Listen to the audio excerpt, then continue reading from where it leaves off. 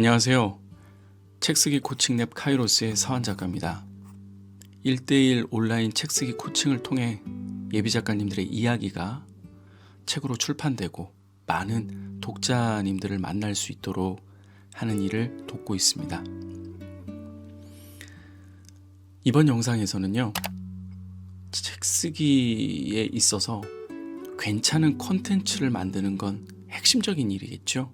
그 괜찮은 콘텐츠를 만드는 4단계 중에 2단계에 대한 부분을 이야기해 보려고 합니다. 혹시 첫 번째 단계에 대한 이야기를 못 들으셨다면 그 영상을 꼭 들으시고 두 번째 영상을 들으시면 더욱 유익하실 거라고 생각이 듭니다. 자, 두 번째 단계입니다. 우리가 첫 번째 단계는 주제를 정하는 일이라고 말씀을 드렸죠. 조금만 더 거기에 대한 보충 설명을 해드린다면 우리가 만다라트라는 기법이 있죠. 중간에 예를 들면 셀프 리더십이라는 키워드를 쓰고 그리고 그와 관련된 주변 키워드들을 또 씁니다. 사람과의 관계, 목표 관리, 시간 관리, 그리고 통제력, 주도성 이런 관련된 키워드들을 또 쓰겠죠. 그리고 난 후에 다시 이걸 펼쳐서 이게 보통 눈꽃 기법이라고도 얘기를 하는데요. 연꽃 기법이라고도 하고요. 이걸 좀 더 펼쳐서 주변 키워드들에 썼던 다시 한번 주도성에 대한 부분들이 더 세분화가게 되는 겁니다. 자기 주도적인 학습, 자기 통제력, 절제, 확실한 목표, 시각화 이러한 것들을 통해서 관련 컨텐츠들을 세분화하는 그런 작업들을 하거든요. 마찬가지입니다. 내가 키워드를 하나 선정을 했다라고 한다면 이 만다라트 기법을 통해서 내가 어떠한 이야기들을 전개해 나갈지 한번 책의 설계도를 한번 써보는 것이죠. 추후에 이것들이 잡히게 되면 우리가 목차로도 활용을 할 수는 있는데요. 다시 말해서 어떠한 키워드를 잡고 나면 내가 이 키워드와 관련해서 어떠한 이야기들을 펼쳐나갈 수 있을지, 혹시나 한계에 부딪히는 주제이진 않는지에 대한 것들을 조금 가늠해 볼 수 있는 기법이라고 하실 수 있습니다. 자, 주제를 어쨌든 정했습니다. 가장 나를 가슴 뛰게 하고 내가 더 알아가고 싶고 이 분야에서는 내가 전문가라고 불리고 싶은 어떠한 주제를 정했다라고 한다면 두 번째 단계는요, 바로 자료를 수집하는 사냥꾼의 단계입니다. 우리가 요리를 한다고 생각해 봅시다. 김치찌개를 만들어요. 그러면 관련된 재료들이 필요하겠죠. 대표적으로 김치도 필요하고요, 양념장, 그리고 고기도 좀 필요할 거고요, 그리고 고추장도 좀 넣어야 될 것 같고요. 이런 것들이 좀 필요하지 않습니까? 마찬가지입니다. 우리가 글을 쓰려고 할 때에 필요한 재료들이 필요합니다. 어떤 내용들은 내 머릿속에서 나의 경험, 나의 생각으로 쓰실 수도 있어요.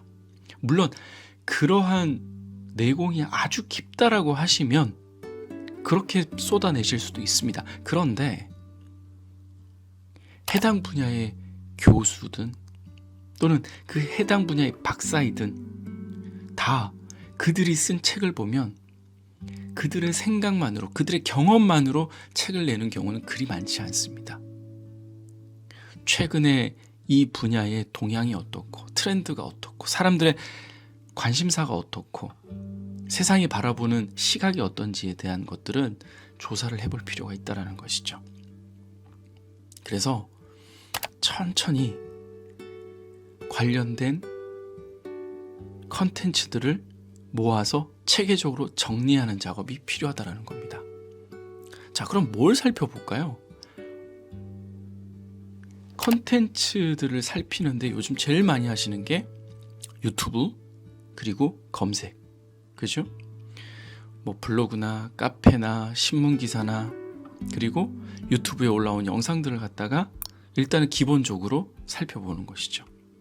그리고 그러한 컨텐츠들을 보실 때 그냥 보시는 게 아니에요. 이제는 뭐예요? 사냥꾼의 역할이 필요해요. 보시다가 나의 머릿속에 내가 미처 자각하지 못했던 아주 오래전에 경험했었던 장기 기억 속에 묻혀 있었던 이야기들이 막 뛰어 나오려고 하는 게 있어요. 그러한 것들을 잡아내는 겁니다. 그걸 사냥하는 겁니다.